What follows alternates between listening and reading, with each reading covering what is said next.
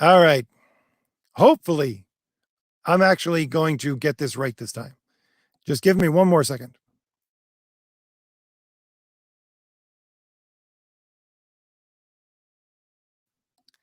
All right. Let's see if we can get this live stream actually started. I apologize to everyone for the massive problems that I myself have caused in trying to get this live stream going. So, if you can hear me in the chat, please give me a shout out and let me know that you can hear me.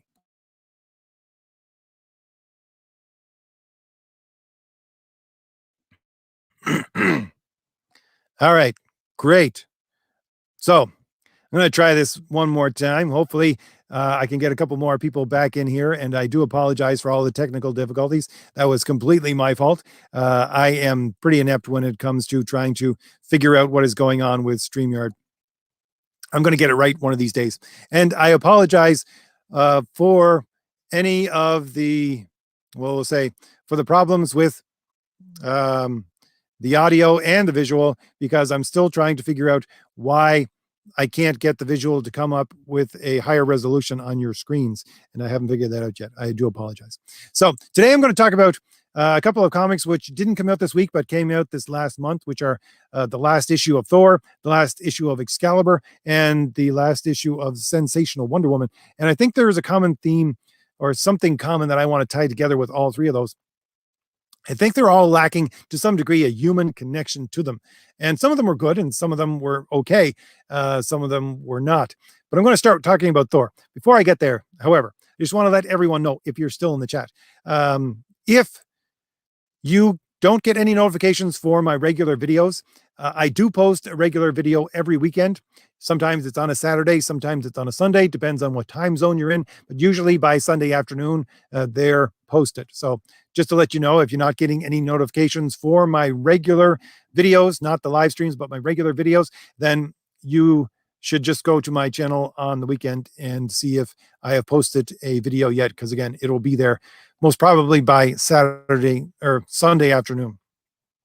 Anyway, and the other thing being that if you're going to ask me a question, I just ask you to tag me first and to put a question mark at the end so that I can pick out from the chat what you want to ask me, because sometimes I have to go through the chat pretty quickly. So I want to talk about these three books. I want to talk about Thor, Excalibur, and Wonder Woman. Now, I want to start off by talking about Thor. Thor was one of the comics that I loved in the 80s. It was what I would consider probably the best comic run within all of comics, not just the 1980s, was the Walter and Louise Simonson run of Thor. And the thing was that in that storyline, you had just come off of the storyline where they had gotten rid of Donald Blake as part of the character of Thor. And I'm talking about that because this current issue of Thor, which is, I do believe, Thor number 14, Donny Cates' Thor, what they do now in this storyline, this entire storyline is built around taking Donald Blake, the old alter ego of Thor, and making him into a villain. And this is quite specifically what Marvel is intending to do. If you go to the Marvel webpage and you click on this book specifically, and you look, I think it's down in the notes, that's what they say. It's first appearance of Donald Blake as the God of Lies. So they quite specifically are using this character and turning him into a villain. And I think this is the last nail in the coffin for these Thor stories. Because if you look at Thor as a mythological character, he is not something to be held up as an example or any kind of hero at all. It may have been for the Vikings, for the Norsemen, but for anybody else, no. He's not a hero. He's certainly not selfless, and he does nasty things all the time. Unthinking things, certainly all the time. And this is something that confounds me. I don't understand exactly why your quote-unquote progressives have not canceled this character because of his background and the nasty things that he used to do in his background. The only reason I think of is because these people don't actually know any history, nor can they actually connect with any history or put any time into reading about history. But Thor as a character in the actual mythology is not a nice person. He takes slaves for very petty reasons. He kills people and the like for very petty reasons. Now, he might do some great things every once in a while, but he's a very petty individual. And again, this is the actual character in its original form. And the only reason that this character is now a hero in the eyes of the world is because of Marvel. And it is because Marvel's storylines included Donald Blake and gave Donald Blake the humility to take Thor as a character and make him into something relatable, into something that you could connect to, into a hero. And if you get rid of Donald Blake, you get rid of that element. And that's what happened after they got rid of Donald Blake in the 80s. Again, as I said, the first storylines coming off of getting rid of Donald Blake, they were, in my opinion, the best storylines in comic history. And even though they were, it was because they were coming off of those old storylines where that humility of Donald Blake actually was still playing into the Thor character. But as the stories went on, more and more, it chipped away at that humility for this character, and therefore turned this character into what the character originally was meant to be, something nasty, unthinking. And this is what you have, certainly in storylines and story arcs, I guess entire runs, like the Ultimate run. This character for the Ultimates, Thor, is not a hero in any way, not something to be held up in front of people in any way. And I would say the same thing is within this current run of Thor, and even the last couple of runs of Thor. It is not something to be held up as a hero or even an example. And it's because Donald Blake is gone and has been gone for so long. And now they've taken Donald Blake and turned him into a literal villain.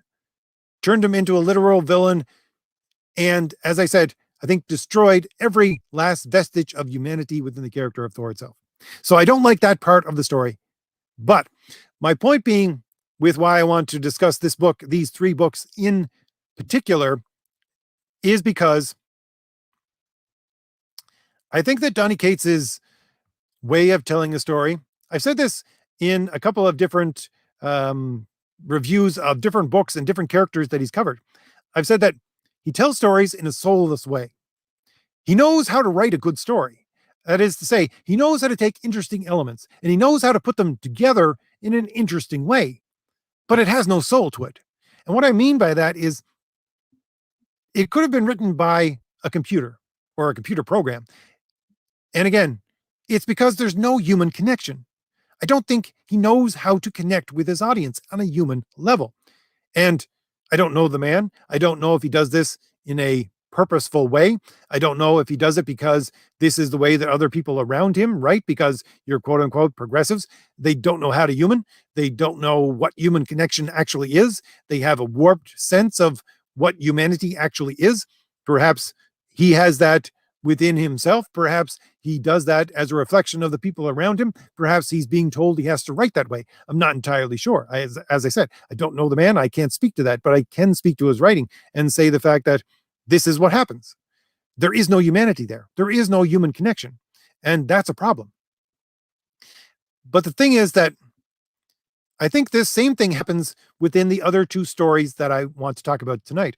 And it is the other book of Excalibur. I think it's number 19. Again, it's the latest issue that came out. And the Sensational Wonder Woman number 2.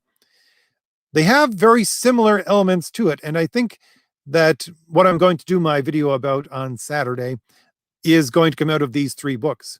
I'm not going to talk very much specifically about these three books in that video, but this is where my line of thinking comes from. It's the fact that you have not only these stories and these characters, but a lot of different characters and stories like Star Wars and Star Trek and all of these different stories that are dominant in culture today. And they were originally told in a way where the fanciful was brought in order to tell the human part of the story. And that's exactly what it needed to be done. That's how you connect with your audience. That human part is how you connect with your reader or with your watcher or with whoever it is that you're trying to connect to on the other end. And the fanciful parts of the story were brought in order to make that connection. But as this mythos for these stories kept on getting bigger and bigger because these stories kept on being either retold or new parts of these stories were being told. This mythos just started to get bigger and bigger. And this history for these characters in this universe, no matter what it is, no matter whether it be Marvel or DC or Star Wars, it kept on getting so big that the stories that came later were concentrating so much on trying to make all of this mythology fit together and do so in an interesting way that the original reason for writing those stories, which was the human connection, gets lost. And again, this happens within Donny Cates' Thor. There's so much history within Marvel for this character. And Donny Cates understands, I think, that history, and he understands it well, and he uses it well, as I said, and he connects it well. But there's so much of it, and he's concentrating so much on connecting it all together that there is no human connection. That human connection originally, which was there, which again, I would say comes from the humility of the Donald Blake alter ego, that's long gone and lost. And it's not going to come back. I mean, not in this kind of storytelling. And the same thing with the Excalibur as well. It's a Teeny Howard book. When I bought it, it was because of the beautiful art, again. And I picked it up to read it when I got it home, and I went, oh my, it's a Teeny Howard book. Really? Did I actually buy a Teeny Howard book? But I was really shocked and surprised at how well she told the story. But at the same time, I didn't actually review this because I felt I couldn't connect to the story again, because the storyline deals with the Captain Britain multiverse. This is a story that was originally, I do believe, generated and told by Alan Moore in his original Marvel UK, which was a black and white magazine, and was picked up by Chris Claremont in the original Excalibur run. And this mythos for these characters became deep and rich. But at the same time, Chris Claremont certainly was telling a human story and was using those mythological parts, and this as true mythological parts, which is connected to Britain, but Marvel mythological parts as well. He used those to tell a human story. But Teeny Howard, like Donny Cates, is using all of these things and tying all of these things together, and is doing so in a very interesting way, and is pointing towards where you miss something, because there is so much to put into these stories that when you read a standalone story like this, it's actually hard to put the entire thing in. But she does a good job pointing backwards towards, if you're missing this element, it was from a previous issue. And she does that well. But again, because there's so much mythos with this story and so much history with these characters, it's eclipsing the human element to these stories. Now, the Wonder Woman is actually one that works, in my opinion. It is one that does this, and I gave it a recommend when I did my 10-second comic review, but it does the same thing in a very subtle and behind the scenes way.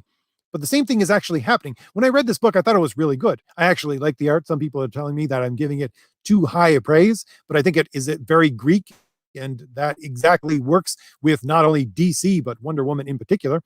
But the thing being that it was so heavy on the action that it was glossing over all of the faults in the background. And I actually recommended it because, yeah, that works.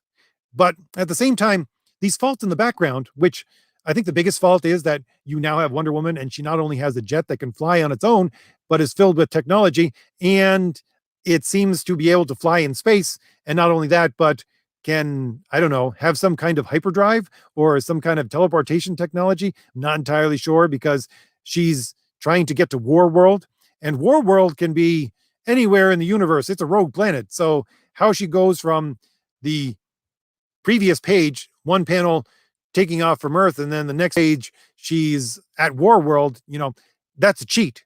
The writer is using a cheat there to get from that place to the other. And it's not a good cheat either.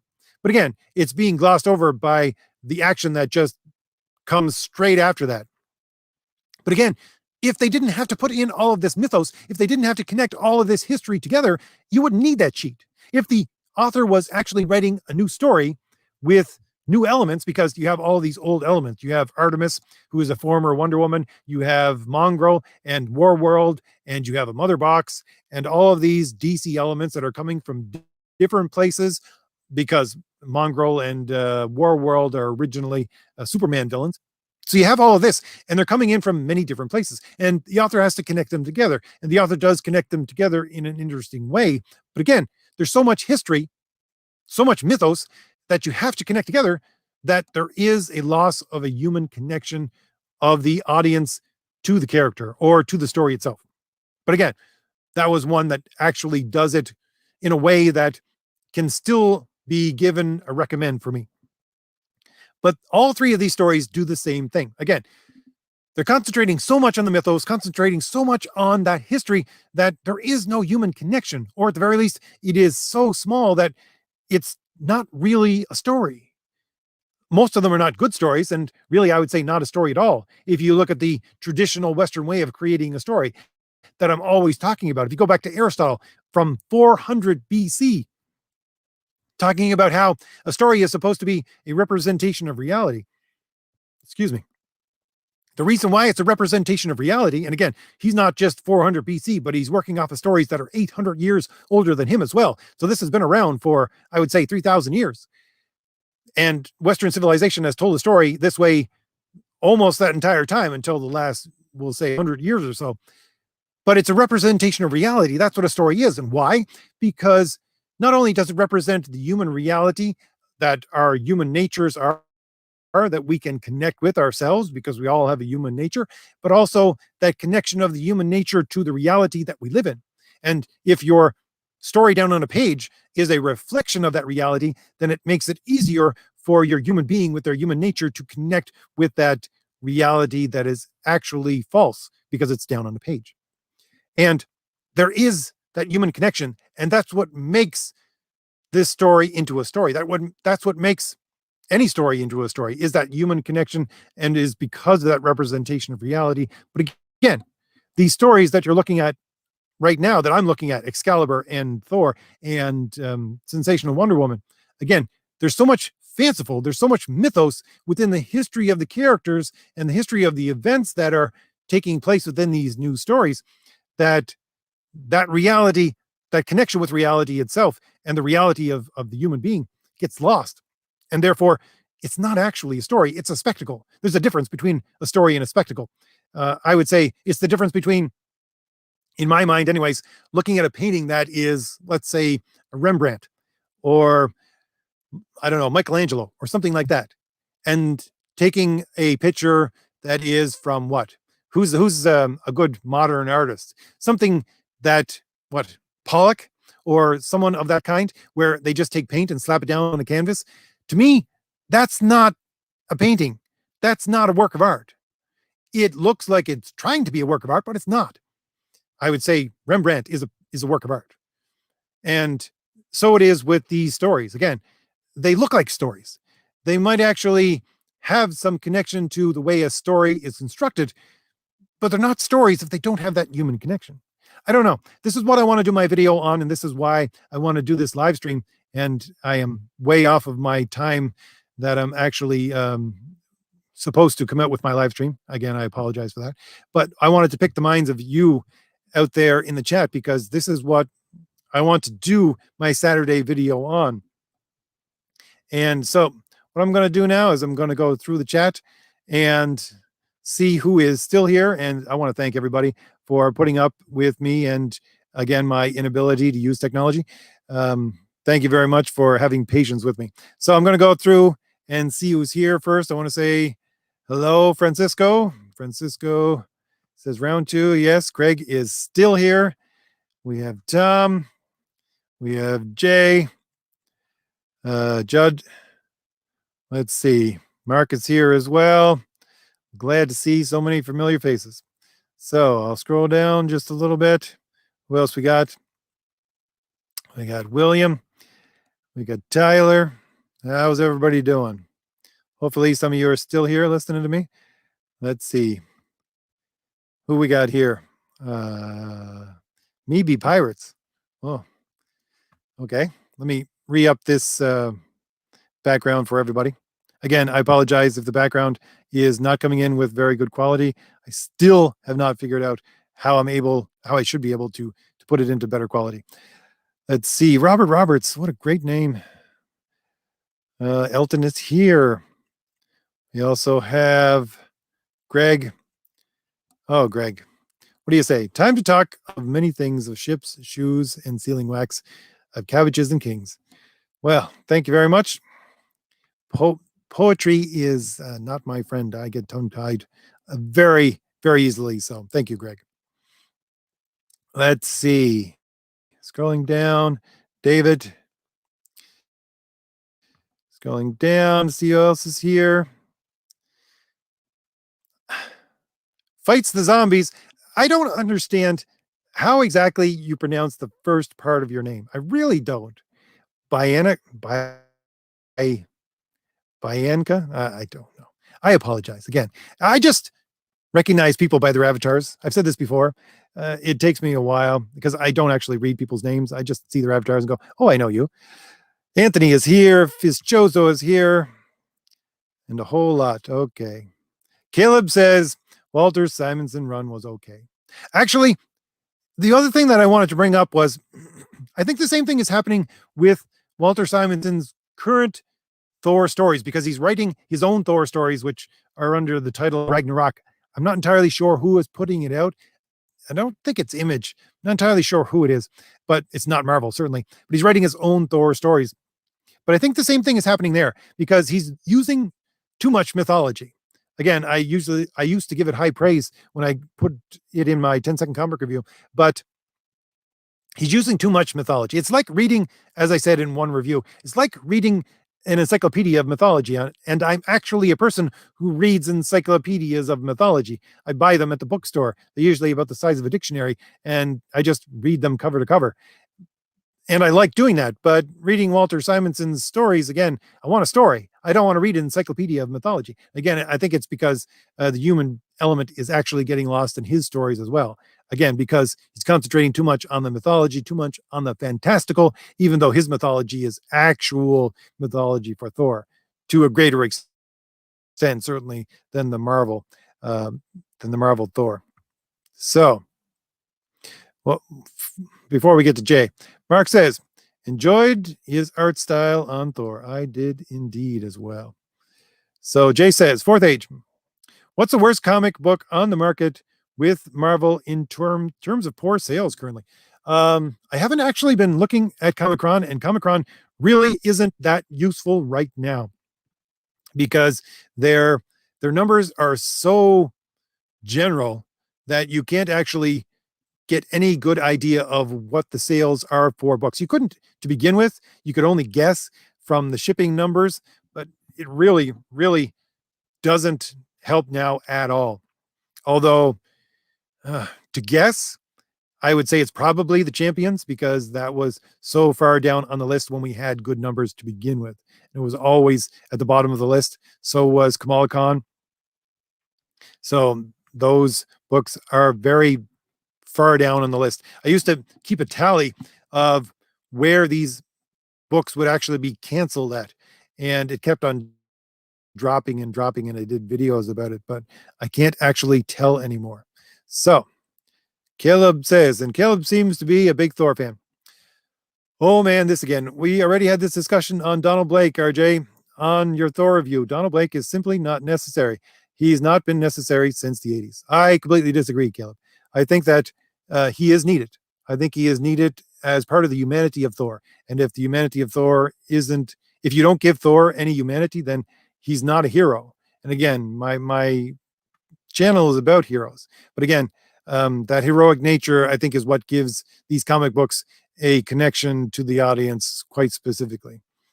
Let's see, Jay says, Thor 4, Love and Thunder will be woke and corny, probably. I agree, it probably will. I think there was a little too much humor in some of the Thors to begin with. They could have used it in a much better way. So, Jay also says, 100% guarantee Jane Foster, Lady Thor, will surpass Thor, Odinson, and everything when it comes out in theaters next year. Most probably, with no effort whatsoever in actually, getting to be the God of Thunder.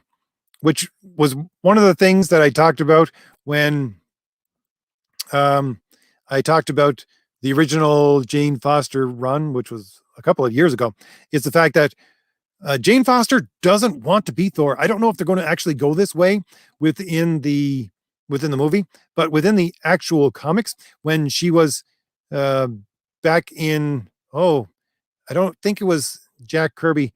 It was slightly after that point where the character was asked if she wanted to be a god and was given godlike powers, and this was because she was offered it by the Asgardians, and she simply said no. She didn't want this power. She didn't want it at all. She was scared of it and she wanted to get rid of it. And the thing was that you fast forward with this same character to what, 20 years probably in the Marvel universe, and she has a husband and she has a child, and she's asked if she's given these powers again. I don't know, but she's given these powers again. And at a point in her life when she was actually given them and she had nothing to stop her from taking them, she didn't want them. But when she's given them in a time when she has every reason not to want them, then she grabs onto them.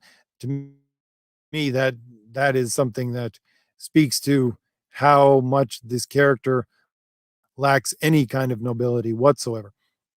Let's see. Caleb says, so far, Excalibur has been an enjoyable read. I agree. I was really surprised, again, at Teenie Howard and her ability to tell the story. Again, I think it gets bogged down too much in the mythology and the history of what she's trying to tell.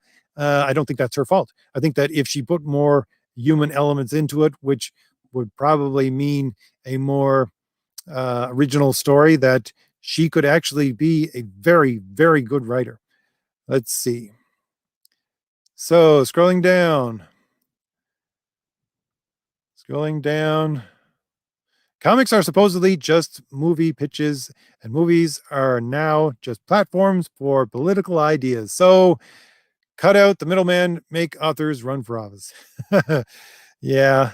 Um, they actually get no support when they speak publicly on what they actually want. So, they have to put it into avenues where they can hide it very well. Nick is here. Nick is my artist for the cover of Thomas Valiant. Link in the description for my graphic novel, Thomas Valiant. He is the cover artist, and he does the Phantasm pinup, which is actually his avatar right now.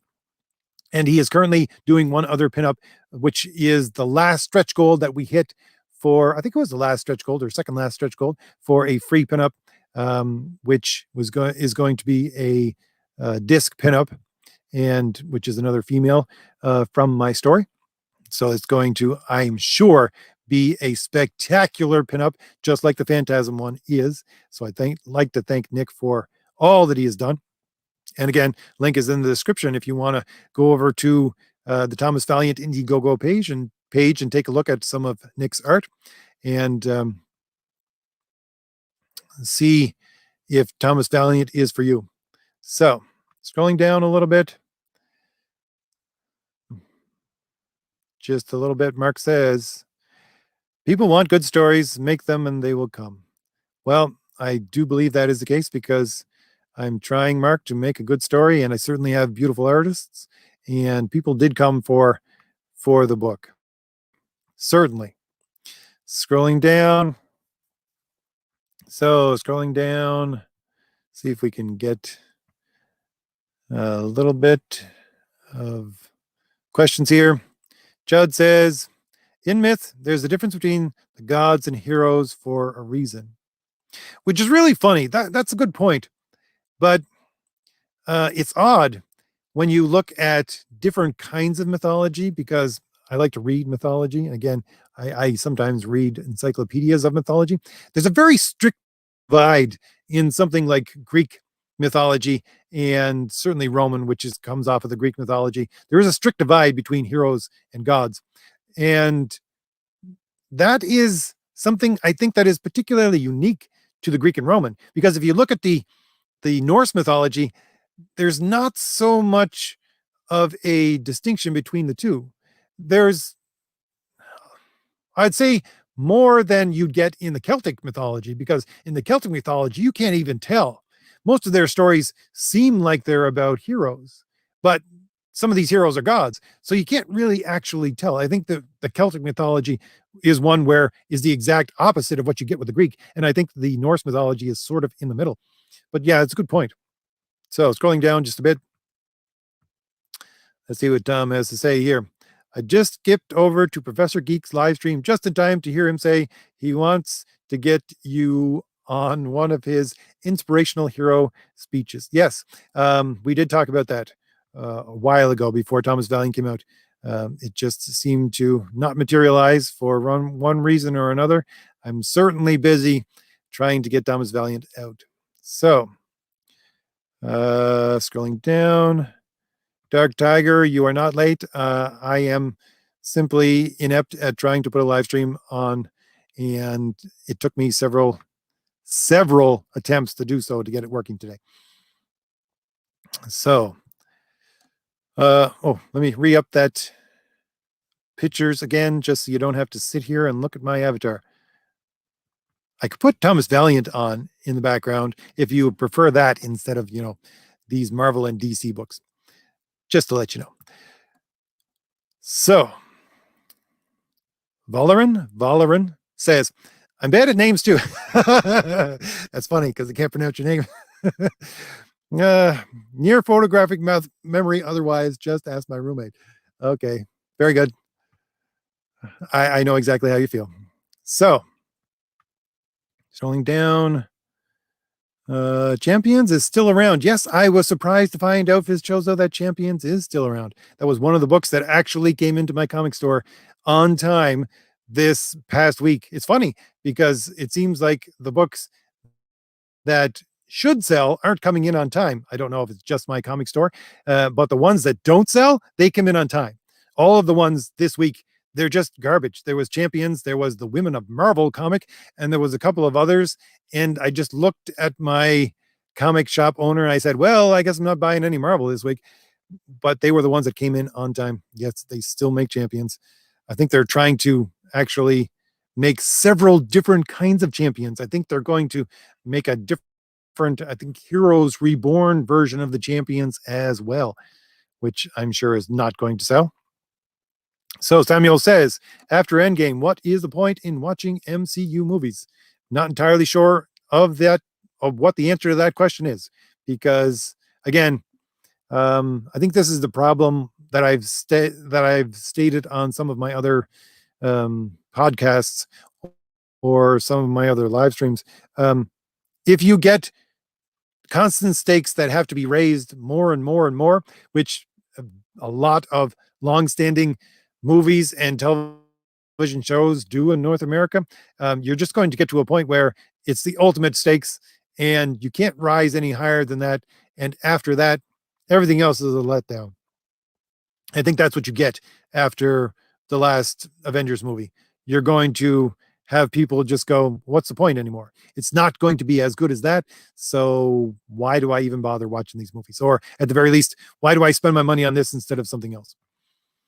So Caleb says, what do you think of Gore, the god butcherer, as a villain in Aaron's run on Thor? I think he's probably the second best Thor villain. I don't know. I'm thinking back. Actually, my problem is, Caleb, that I confuse some of these characters because I sometimes dip in and out of Jason Aaron's Thor. So the thing is that I think the same character was used by Walter Simonson. I think that's where he originated from. But I couldn't speak to that just because I'm not entirely sure off the top of my head which character it is. I have several ones I'm thinking of that it might be. So apologize for that. Let's see. Heroes embody the qualities we wished to better in ourselves. Gods embody the powers we wish we had. The difference is one desire makes you a better person. One just gives us a Thanos snap. Oh, you have some very good points. Very good points. I would completely agree with your take on heroes wanting our heroes to be who we are, or at the very least, us wanting to embody those virtues or those characteristics which are in the heroes we see. So here's a question. Francisco says, I wondered if you ever considered to put subtitles in other languages on your vids, because here in Hispanic countries, the news comes always 2 years late and misunderstood. I don't know, Francisco. There was a person, I can't remember off the top of my head again. I can't remember names very well. There was someone who offered to translate all of my stuff into Spanish so that I could reach a bigger audience. I wish I had taken him up on that at the time, because I really think that that would be a great thing to do right now, although I just couldn't understand how the process was supposed to work. So it's something that it seemed like at the time would put much too much strain on my YouTube channel and my ability to create new videos. Still may, but I still think that if someone offered right now, I would look into it much, much more deeply. Oh, look, Francisco says, I would be glad to help with Spanish subtitles for free if you ever considered it. Well, what you should do, Francisco, is email me, because, again, as I just said, I think I want to try to do that with Spanish subtitles. Certainly, I got my main artist for my main book. He's Spanish. I mean, of Spanish descent. He speaks Spanish. It will be something that I really want to do. So my email address is, well, attached to a lot of my older videos. I don't know if it's attached to any of my newer videos. I think it's just RJ of the Fourth Age at gmail.com, which I give out all the time. That's just for the channel. Anyways, it's also in the about for my channel if anybody wants to email me at any time. So I might actually take you up on that, Francisco. Again, I'll have to look into it, though, as to how I can actually do that. So just going through a couple other comments, even though they're not directed at me. Helmsworth has taken mostly masculine roles except for Ghostbusters, so it is contractual reasons he's allowed Thor in the movies to be emasculated. Well, that could be. I'm not entirely sure. Again, perhaps I'm not understanding. So I hated when they nerfed Thor and made him a joke in the MCU. He gave up being king to a woman who was slaver and a drunk. Well, I think that Terminator Joe, I think that again, the later Thor movies or stories where Thor appears again, they concentrate a little too much on the we'll say the humor element of it, and that's what they're going for. But again, it does nerf the character. I would agree with that. All right, scrolling down. So scrolling down, see if I can see any more questions. Here's a question right here from Samuel. Is Neil Gaiman's Norse mythology book any good? I don't know. It's not something I picked up. I actually saw it on the stands at my comic store. I did pick it up. I did flip through it, but I didn't actually buy it. So that's all I can say towards that. If anyone else wants to actually read it, or if it has read it, and put in the comments whether or not it's actually any good. Again, just from my normal comic buy, I said no. So I think it was mainly because of the art, however. Let me just re-up once again the background for you. But I think part of the reason why I set it down was because of the art as well. So Renee says, hey, RJ, glad I got to catch your live stream. Yes, it's because I messed up my live stream that I'm still up at this hour and doing a live stream. So Craig says, put your product up, RJ. Let's promote DC and Marvel as little as possible. Okay. Well, I will do that because Craig has asked me to. So I do have a shorter video that I will put up in the background, which is Thomas Valiant. Just shows you some of the pages that I usually use. And why is it not starting for me? Oh, there we go. Oops. Oh, because I clicked it way too many times. Again, inept at trying to use StreamYard. So Elton says, anything outside the big two that is causing any movement in the industry? I don't really know off the top of my head, Elton. Again, my comic shop is in dire straits right now and is trying to deal with a lot of shipping issues that have come up over the last 6 months. So, I will say, however, I won't say it's causing a big stir, but for me, anyways, I'm enjoying some of the other Conan comics that are coming out because Conan is now in the public domain and a lot of people are putting out other Conan comics. Although I'll have to put the caveat in there that they are certainly not for children in any way. So, Samuel has another question.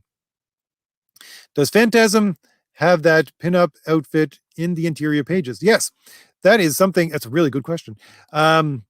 Renzo did some of the pinups for the campaign. However, Renzo just did pinups. One day he contacted me and said, "Hey, I did all of these pinups. You want to put them on the the campaign?" And I thought to myself, "Wow, okay, that was a very eager thing to do." But and I love his pinups. But the Nick ones were planned. The Nick Axe pinups were planned, and I actually planned them out so that the Phantasm one that he has already done, which is on the page on my Indiegogo campaign page, which again link is in the description, and the disc one that he is now doing, which will come with the book. Both of them are scenes from the interior pages of the book itself. I always wanted the pinups to be that, at the very least, some of them to be that, because I wanted to enhance the story a little bit. I'm hoping that with all of my perks, I enhance the story for you. And certainly with the Nick X pinups, there are two. They will enhance the story because, again, they are interior pages. They're interior pages that are going to be, covered by Renzo in his own specific way and his own specific take on the scene, but they are from the story itself. So thank you very much for asking that question. I actually wanted to say that for a long time, but never got around to remembering to say it. So scrolling down just a little bit because I lost my place and I have to apologize for doing so. So scrolling down, see if I can. I'm lost again. My apologies. Let's see. Scrolling down, scrolling down. So, right, here we are. I was with Samuel. Let's see. Flame Destroyer says a certain arc in Hunter x Hunter perfectly encapsulates a solution to this issue. I was going to say, the thing is that I find that this massive buildup of mythos and history, which interferes with the human connection of the story, it doesn't happen in a lot of other forms of comics, which is to say, other countries will look at manga in particular because they have short runs. And well, there are some long run manga, but their shorter stories are able to make sure that that connection does still appear. But at the same time, there's also a shorthand connection, a Japanese shorthand connection for a lot of manga that again does the same thing. um, it it inhibits, I would say, at the very least, my ability to enjoy the story on its full scale because I don't understand some of the natural things that a Japanese reader would when they're reading the story, and these stories are built for Japanese readers. So again, I think that works the same way as what I'm talking about with the buildup of history and mythos that get in the way of a human connection. So scrolling down, scrolling down.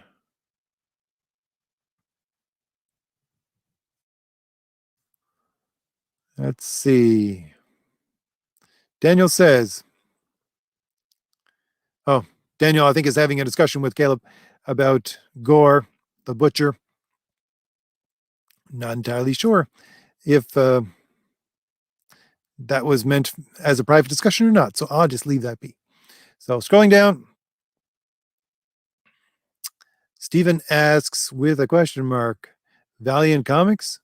I'm not entirely sure if he's talking about the Walter Simonson Ragnarok run that I was talking about originally, but no. If you're thinking about my book, which is Thomas Valiant, I have nothing to do with Valiant Comics. That's why I made the title Thomas Valiant. I was going to originally call it just Valiant. And then I thought to myself, I better actually put in his first name so I don't get sued by Valiant Comics. So let's see. Terminator Joe says, are you a fan of Deathstroke? Batman was my number one, but over time, Deathstroke has become my favorite. I haven't read that many new Deathstroke stories. I really like Deathstroke as a part of the old Teen Titans books. Again, I'm going back to original, well, not original, but we'll say 1980s Teen Titans, where you have George Perez. I think that that character worked very well in the older stories. I'm not entirely sure, again, about the newer stories. I haven't picked up that many Deathstroke stories, and I'm not entirely sure, again, if I could speak to whether or not he is what you are talking about, because again, I simply haven't been able to keep up with those stories. Craig says, RJ, do you follow any European comics? Let's see, Lee Falk's The Phantom. I understand that they outsell Marvel and DC books on a wide margin. Unfortunately, I do not. Um, right now, so I'm trying to get Thomas Valiant out and trying to get all the art done for it. But at the same time, I try to only read things that I can buy physically. I don't like digital. It's just something, well, I find it hard to read on the screen, first of all. But at the same time, if I want to read a book, I want to buy a book, I want to own a book. And so I only buy things typically that are on the stand at my comic shop. So I don't typically get to see a lot of things that are outside of North American comics.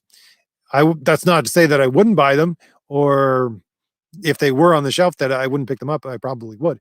There are a lot of good comics out there, I know, but they're just not in a place where I have access to them. So let me re-up Thomas Valiant right 1 second.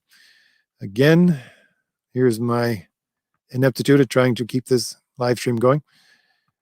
So Eldon says, after Thomas Valiant, what kind of story would you like to publish? Well, here's the thing. It's going to take Renzo a long time to finish the 80 pages of art, which is going to be Thomas Valiant. So I want Renzo to do the entire thing, and I have contracted Renzo to do the entire thing. So that's what's going to happen. We're planning to get out the book by December. So, or print it in December. So it's going to be a little while until we actually get that book out again, just because it takes so long to produce that many pages of art. But there are plans in the works for doing another Thomas Valiant storyline. I want to do a second Thomas Valiant book. At the same time, I also want to do smaller stories that deal with the same characters, with characters other than Thomas Valiant, with Phantasm and with Pulse, and a lot of different characters that appear in the first book. So I'm hoping to do that. At the same time, if you're talking about stories that I want to do besides these characters, at some point in the future, I would like to do a Conan-like story, a fantasy, a sword and sorcery story.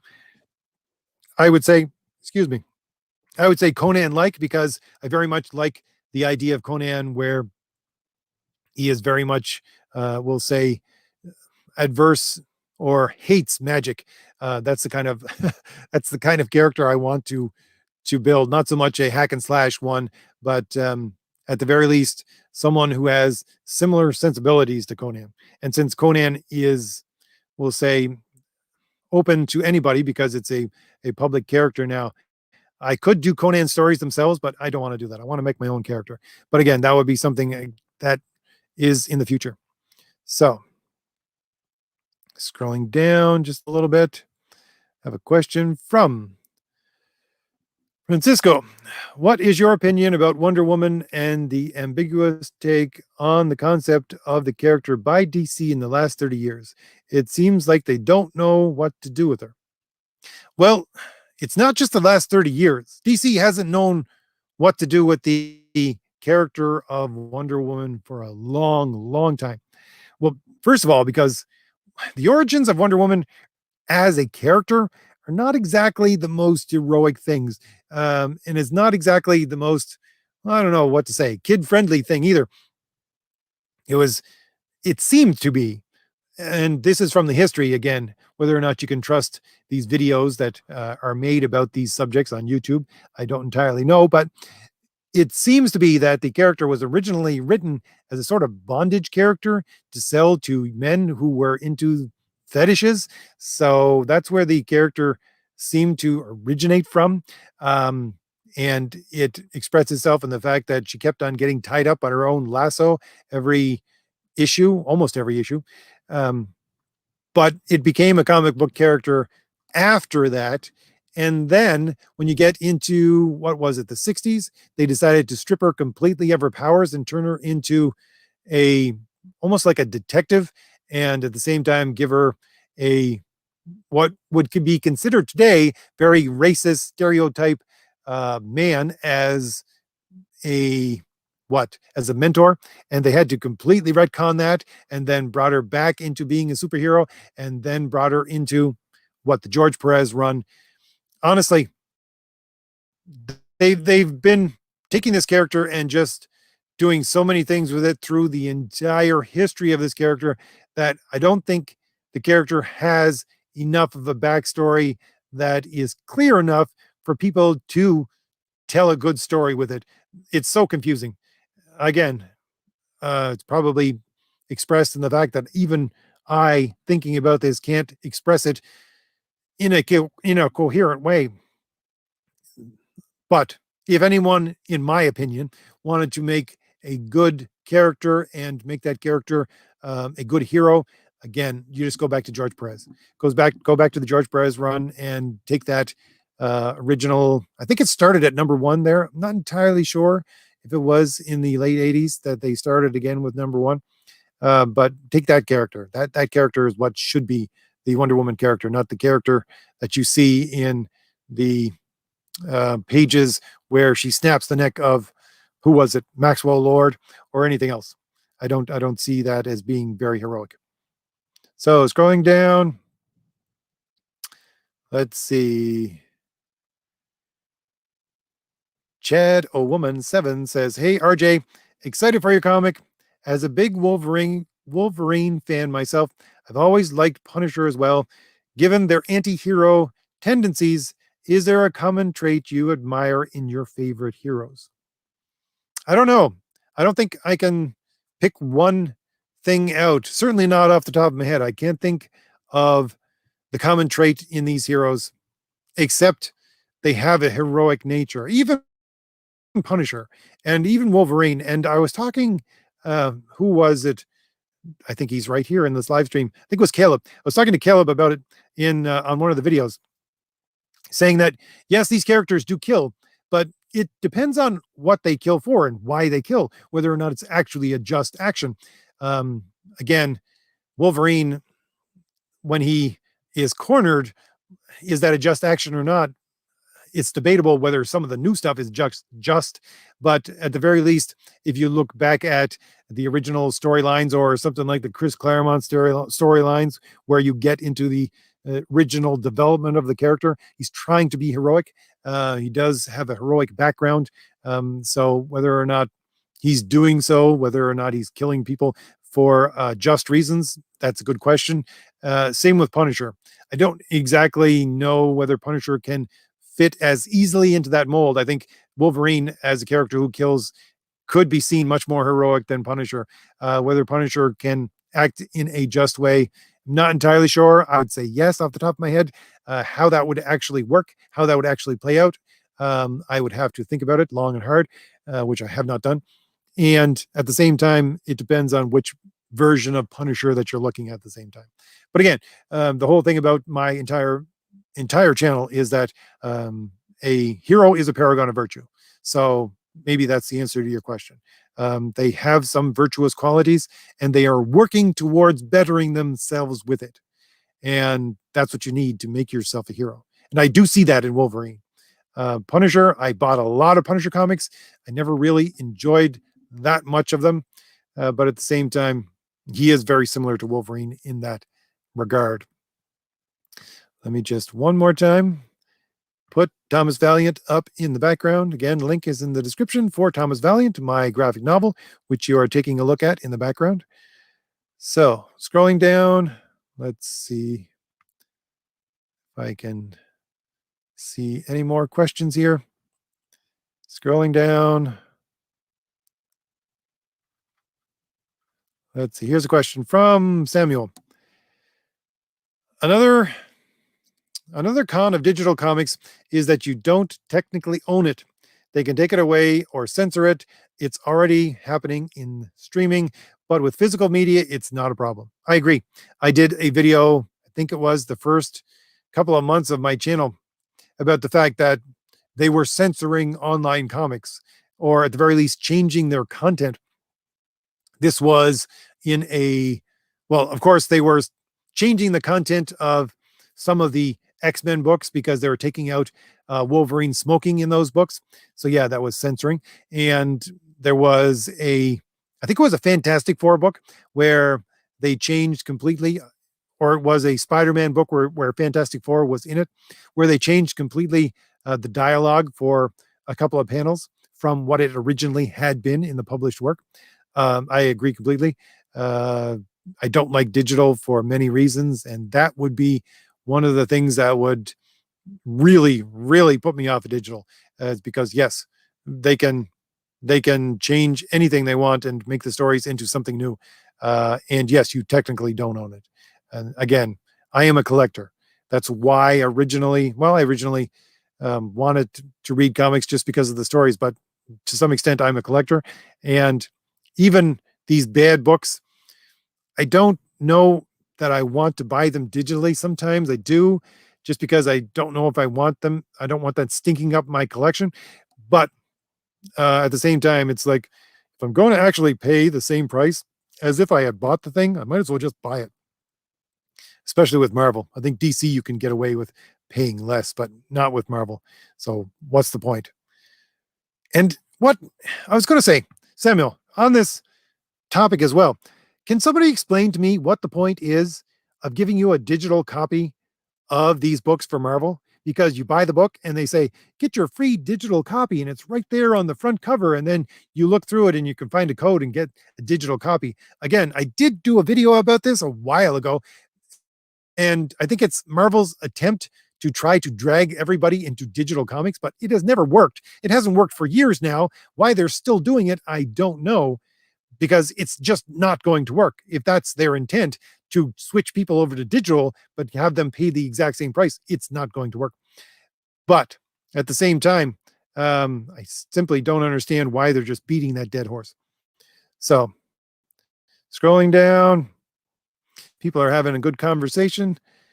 Craig says, I recently ordered Hermes Press hardback collection of Jim Apato's Carlton run of The Phantom, really hoping it will be a fun read. Yes, Carlton comics are something which I actually had some originals of. I still have them in the recesses of my collection, and they are fun reads. They are fun characters to try and see where these original ideas came from. I think the original ones that I owned were probably Captain Atom, where he had a red and gold uniform, and he had little sparkles everywhere behind him when he flew. Anyways, so they are original characters in those books. So scrolling down, and let's see. Again, everybody's having nice chat in the chat.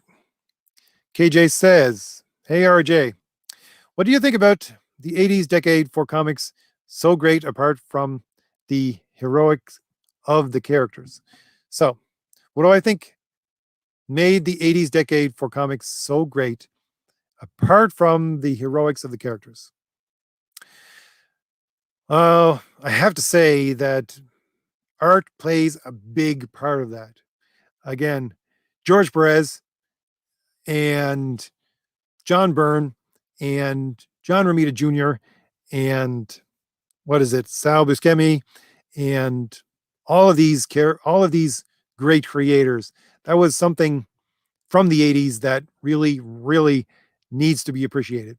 And I think that's one of the things that made these characters and these comics sell so well. You have 90s artists, you got your Jim Lee and all of your Image people, and sure, they have great art and they had some great runs, but the 80s, um, they had their own unique style.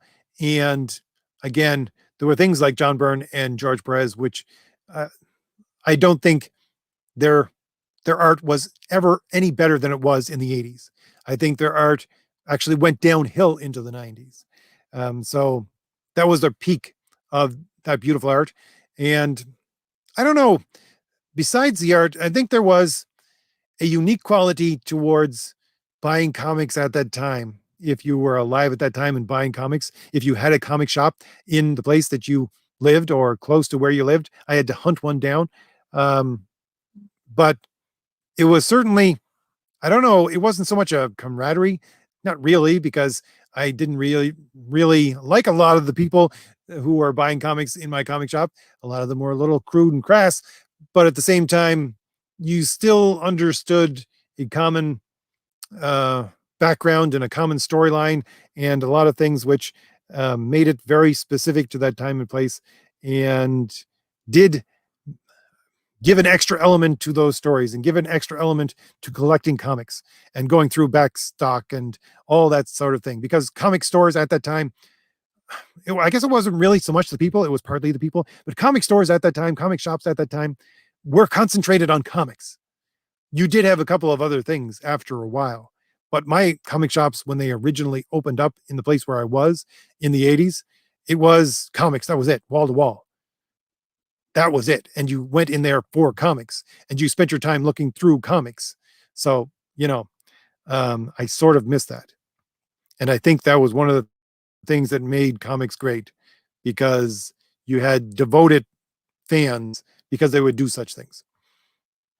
So Francisco has another question, another statement. He says, George Perez's run starts from issue 1 after Infinite Crisis. I have it. It's so good that it makes me cry. Yeah, it certainly does. It is beautiful. His art, especially the covers, is just so beautiful, especially for Wonder Woman. Modern comics can't do that anymore. No, they can't. I completely agree. Modern comics do not bear up to the great style of someone like George Perez. Although I'll have to say, the artists that I'm working with, Renzo Rodriguez and Nick X, these are people that originally came to me and asked if they could be part of Thomas Valiant. But I've had other people come to me as well. And I picked these individuals very specifically because I see in their art something that you would see within an early George Perez or an early John Byrne, someone who really wants to become great and has the ability to become great and just needs the chance to experience how to make their stories great and how to make their art great by more and more exposure, more and more work. And so that's why I have Renzo. That's why I have Nick, because honestly, I think they are the equivalent of the very, very early 80s or late 70s George Perez or John Byrne, those great comic artists. So let's see. I think I've lost my place again. Scrolling down just a little bit. KJ says, fourth age. Also, will you include a letter section in your comic? Well, not in the first comic. I think I might do so in later ones, but not in the first Thomas Valiant. In the first Thomas Valiant, I do believe I will put in something like a letter page, which will be we'll say, the front page of the back cover, the inside page of the back cover. I think I will put in an answer to some of the questions that are big questions that people keep asking in live streams or within the Indiegogo campaign itself. I will answer a lot of those questions, and I will put in a couple of, I don't know, Easter eggs or things like that in that back page that is going to be something like a letter page. So I will be doing something like that. So Paul says, Renzo's art seems to get better every time I see something new from him. Really looking forward to your book. Thank you very much, Paul. And I quite agree. Um, as I just said, Renzo's art, he is someone that I think specifically for him, he looks like an early John Byrne. He just needs the ability to stretch his legs and do more and more art, and he will be there in no time. And I am so happy that I am able to work with him. Let's see. Jozo says censorship is the reason I don't like digital anymore. Yep, agreed. So, scrolling down, Darren has an answer, I think, to my question. He says the digital copy is to pad the sales numbers. That could quite possibly be. Um, if you know that for sure, that would be great information. But yeah, that might actually just be it. So, Jerry says the physical comic for your collection, the digital is for reading. Marvel is aiming at collectors with the physical plus digital strategy. Okay. I suppose that sort of makes sense, but what's the good of having a comic if you can't read it? Honestly, I understand being a collector. Sometimes I don't want to touch things, but at the same time, I got to take them out of the bag. I got to read them, especially old comics. Is it just me? I'm sure it's not just me. I know it's not just me, but the smell of old comics and the look of old comics and the feel of old comics, it's part of the experience. It really is. So, scrolling down, let's see. RJ, it's a pleasure to hear you speak about comics and heroism. Thank you very much. Again, I can't pronounce everybody's name. Teweld, Tweldy. I'm sorry. I apologize for not being able to pronounce everybody's name or pronounce them correctly. So let's see, scrolling down, Fitzjozo has another question. He says, what is your favorite indie horror comic? Well, I was thinking about this recently, Fitzjozo, because when I originally started my channel, I actually did a lot of stuff with Indiegogo. That is to say, did a lot of exposure for people who were putting their stuff up on Kickstarter and Indiegogo. And a lot of people asked me to review their comics for them. And a lot of them were horror comics. And the thing is that I'm not a big horror fan. I really am not. And it's just because I don't get horror very well. I mean, I watch a lot of horror movies and I see something of the appeal to it, but at the same time, I'm not really horrified by these things, so I don't get it. I don't know if that makes any sense or not. I have a very strict and a very clear understanding of how I think the universe works, and something that is horrific, it just doesn't horrify me. I I don't know. Again, I talked about in one of my previous live streams about how odd my dreams are and how they are very story like. And sometimes they dip into things which people might think of as horror, but I don't see them as that way. Even if I wake up and it's just an adventure, that's all it is to me. I see everything as an adventure. There is no horror. It's just learn and have an adventure. So I don't really think that answers your question, but it's because I don't really follow that many horror comics because, again, I don't quite get it. So scrolling down, KJ has another question. Have you read Mark Grunwald's run on Cap? What do you think about it? You'd have to give me a date where he actually put those books out because I might have read it, but I can't tell off the top of my head. Again, sometimes I can tell you who the authors were and who the artists were. Sometimes I can't. I probably did. The name sounds really familiar. It seems like it might have been late 80s, but maybe I'm misinterpreting that completely. So, Elton has a question. Very good. I saw a discussion about the small heroism in stories when common people manage to make a difference in a universe full of heroes. You believe this is explored enough in comics? Uh, I wouldn't say in modern, well, say, sorry, current comics. I wouldn't say it is explored enough in current comics, but it certainly was in older comics. If you go back to what, the 50s and even the 60s, where you had comic runs like Jimmy Olsen, which Jimmy Olsen, Superman's pal, it was an actual comic, right? It was about Jimmy Olsen.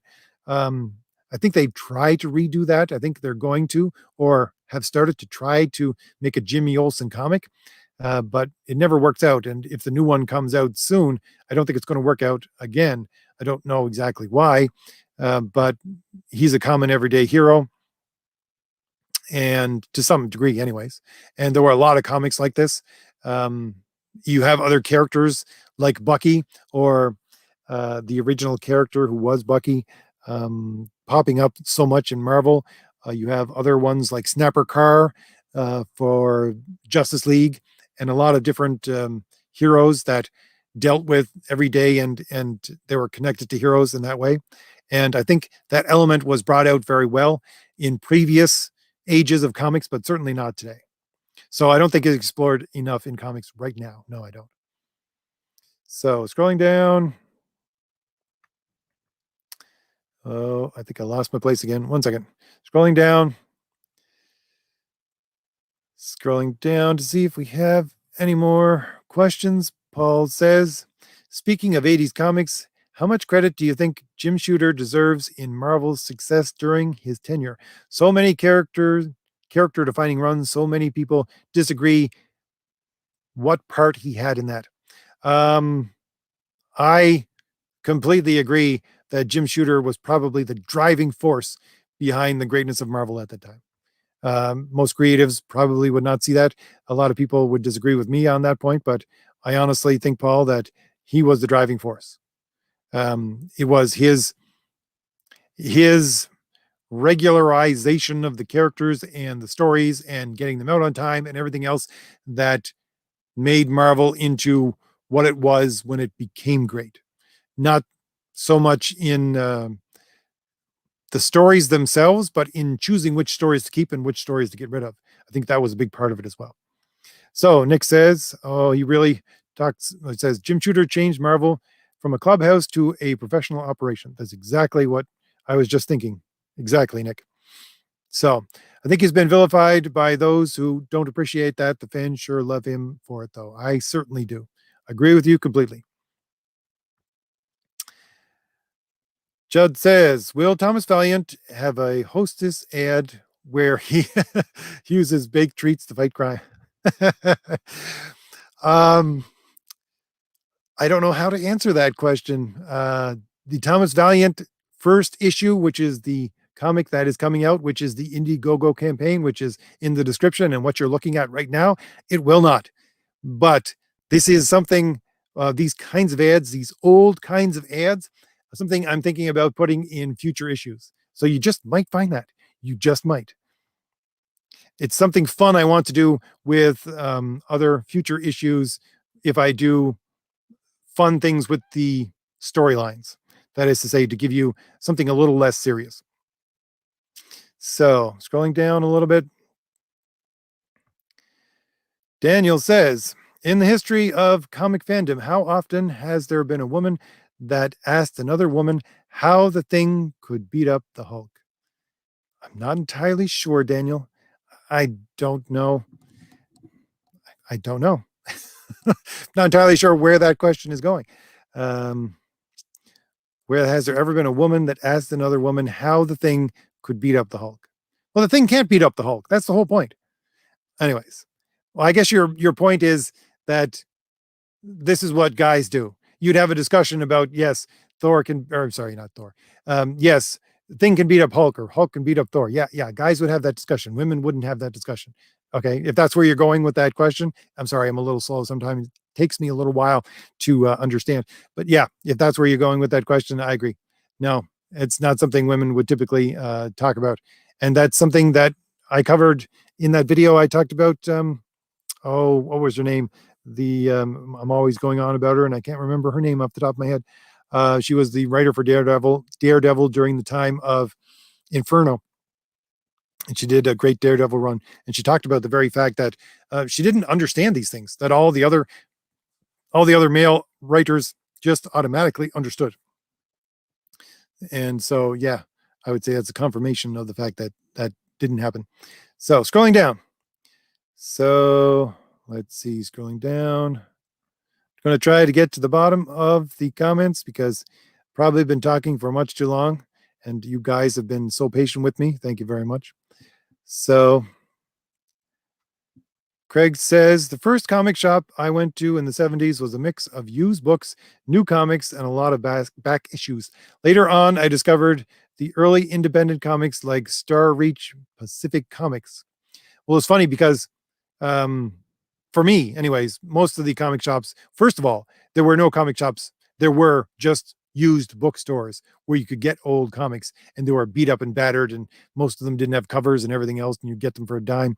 But when actual comic shops started to appear, then for me, it was nothing but wall to wall comics. But I did, when I traveled um, with my family, go to shops in bigger cities, and I would find that as well. And I found a lot of, I think it was the first real run of comics that I saw outside of Marvel and DC on a comic stand was Red Circle, if I remember correctly. Things like the Shield and the Thunder, Thunder Agents, I think it was, and stuff like that. And I bought a bunch of them. So it was very nice to see something else in the superhero genre, which I love so much, done by other people. So scrolling down. So scrolling down. Oops, again, my feed has just jumped. One more second. I'll have to go back up. Let's see. Fitzjozo has a question. What is your favorite indie detective comic? Again, honestly, it would be a very old comic. I'm sorry, Fitzjozo. Current? I can't say current, but there was an old run of comics which bounced around from one indie comic publisher to another. I think it was called Detective Incorporated. Actually, it was. I actually enjoyed it. I don't think it did very well, but that was the comics that for Detective Comics I actually enjoyed. Again, if you want to think of superhero Detective Comics, it would be Batman. It would be early 80s Batman. That would be my detective superhero comic. That's exactly what that would be. So scrolling down, see if we have any more questions. So, can I please repeat virtues of heroism? Well, for Western civilization, and again, this has been for thousands of years now, there are four virtues. They are prudence, justice, fortitude, and temperance. They all rely on each other successively. So you can't have temperance unless you have fortitude. You can't have fortitude unless you are just. You can't be just unless you are prudent. And you can't have prudence unless you first have right reason. And right reason is your reason in accord with reality. So you have to understand reality as it actually is before you can even build up these virtues. So that's what they are. So scrolling down, I'm glad to see that I'm not actually boring people with saying that over and over again. So scrolling down, my apologies. This chat keeps on jumping on me. So let's see if I can concentrate on questions until I get to the end of the chat. Tom says, your Conan Cole character should do a pastry ad in a Thomas Valiant comic and vice versa. Okay, I suppose. I think I want to establish the character first before he does a pastry ad. I don't know. But, I actually, what I was thinking of doing was if I wanted to do ads, I wanted to try to do ads in a story that, let's say, if I wanted to set a story in the 1960s, or I did a story that was set previously as a backstory to what my characters are, to try to explain some of it. I just want to make them great stories, but at the same time, I want them to feel like old comics. So I will make them look like old comics. It's just an idea I had. Again, I'm playing around with it in my mind, which I might do in the future. And I would put old looking ads in the comic as well, just as a fun nod. But at the same time, I might do it for, let's say, Indiegogo campaigns, or for other creators that are not so well known as they should be. And so put them in there. So I don't know if anybody would want to sell pastries, but if you're selling comics, or you're selling something that has to do with comics, or those old kind of ads would fit in, something that would fit into those old kinds of ads very well. I think that's something that I would like to do in the future. So scrolling down, Ann Nascenti, thank you very much, Incubus. Ann Nascenti, thank you. So Ann Nascenti was the Daredevil writer that I was talking about. So KJ says, yes, RJ, he wrote Cap in the whole 80s decade. He created Crossbones, the Serpent Society, and US Agent 1, female villain, Diamondback, who is inspired by Cap to become a hero. Reminds me of Thomas Valiant. Okay, so yes, I own that entire run. So I think it was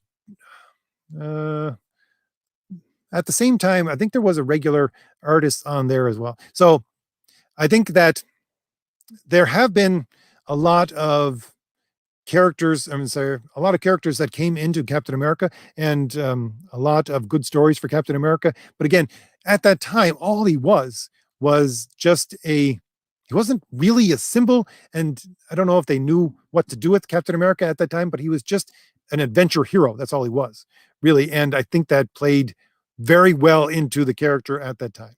I very much enjoyed it. I bought every one. I do own the entire run of Captain America. I think almost from the Mike Zeck early 80s up until they dumped the entire thing and went with Heroes Reborn. So yeah, Captain America used to be one of the characters that I followed and loved very much. Diamondback is a great character, if you ask me, and brought about from a great run of comics. Not the best, certainly, in that time period, but certainly if it was to appear today, it would be head and shoulders above anything that I see. So another question here. By the way, RJ, that video about the future was really great. Any more of those in the future? I don't know. I just like to do fun things every once in a while. So I might do another one in the future. I'm not entirely sure. Depends on whether or not I'm contacted from the future again. See, that's the entire thing. So scrolling down, Tom is talking to Neostar, so I'll just leave that be. Incubus says, Thunder Agents was awesome. My favorite character was No Man. Was No Man the Vision-like character, the one that every time he got destroyed, he would just re-up in a new body? I think that was No Man. Not entirely sure, but yes, I love Thunder Agents as well. And again, it was one of the first independent comics that an independent comic creator universes that I ever encountered. I'm going to re-up the Thomas Valiant images just one more time. Let's see, scrolling down. And let's see, that was about, I think I answered that one. Daniel says, Forrest Gump or Pulp Fiction? Forrest Gump, I'm sorry. Yeah, Forrest Gump. Even though I don't particularly like Forrest Gump, it was probably better than Pulp Fiction in my mind. Anyways, let's see more questions. See, thank you. I'm not Westerner, but I loved Western civilization, which includes truth, justice, and the American way. That's great to hear. That is great to hear. Craig says, RJ, you've seen the parody ads in Alan Moore's 1963 series, classic stuff? No, I actually didn't. I didn't know about that. Alan Moore is not one of the creators that I will pick up every time I'd see his name. When he did great things, I would pick it up, but he's not an author that I would seek out and specifically buy. So I didn't know that was. So old ads, Vision and Wanda style, not so much. I just want to, again, I would make ads if I was ever to do this, make ads that would fit into the storyline and actually feel like an old comic. Just because, again, I think there's much more to a comic than the story, and it has to do with being a fan of comics. And if you want to read a story that looks like it's from the 1960s or the 1980s, you might actually enjoy looking at um, ads that look like they're from that time period as well. And at the same time, hopefully, if I ever do this, I might be able to sell things not for myself but for other creators as well. Um, there are plenty other creators that I want to work with, and helping them get their product out there is certainly a way that would make it great for both of us. So, Craig says, "What do you think of U.S. Agent as a hero?" Again, it's hard to say because U.S. Agent has changed a lot over the last couple of decades. I don't Again, when you compare him with Cap in his original storyline, he doesn't seem like much of a hero. But again, if he was somebody who became a hero independent of that, he would probably be a much more likable hero and a much more likable character. But when you stand him up right next to Captain America, that's a tall order to try to make yourself look like a hero. So scrolling down, see if I can get to the bottom. Samuel says, "There's a few Professor Geek videos on Wonder Woman that talk about her as an archetype." I did actually watch one or two of those, and I think it was the Wonder Woman one that I watched. So that may be where I'm thinking about some of the stuff that I talked about earlier about Wonder Woman. So scrolling down,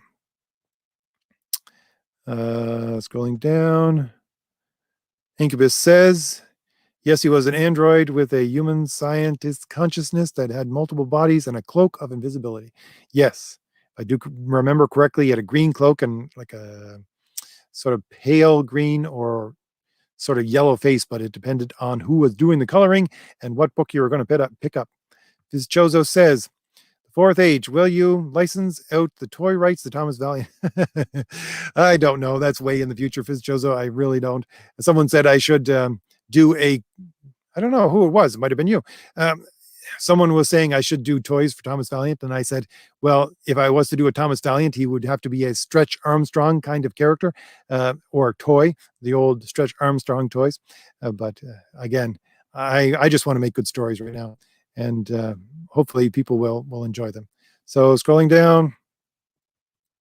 So Craig has one more question, or no, one more statement, and it's at the bottom. He says, "No man was an old scientist who uploaded his mind into an android body just before he died. He automatically transferred to another body when one was destroyed via a satellite transfer."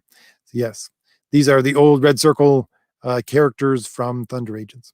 So I've gotten to the end of the chat, and I just want to thank everybody for being so patient with my multiple foul ups with this live stream and even just getting it going. But thank you everybody for showing up. If anybody wants to take a look at my graphic novel and hasn't got a chance to do so yet, the link for it is in the description. Also, there's a couple of other books that are out there on Indiegogo right now that I want to give a shout out to.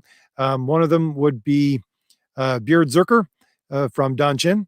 It looks like a really funny book. The other one would be, oh, what is it? Let me just see if I have a picture of it here. I think I tried to upload a picture, but don't know if it actually worked. Let's see if I can get it in the background. I can't at the moment. So I guess the only one that I'm going to talk about right now is Don Chin's Beard Zerker. If you want to see a great parody of what is it, the Keanu Reeves character or Keanu Reeves himself, I think Don is going to produce something very funny. So that's my shout out of the week for independent comics. And again, Thomas Valiant link is in the description. So I'm just going to read through the last couple of chats, and we have a lot of people saying great fun, thanks, and thank you everyone for showing up and for contributing in the comments.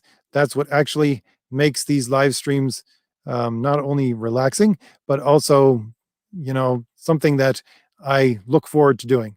Greg, you're still here. That's amazing. Thank you very much, everyone. All right, I'll see you all later. Bye.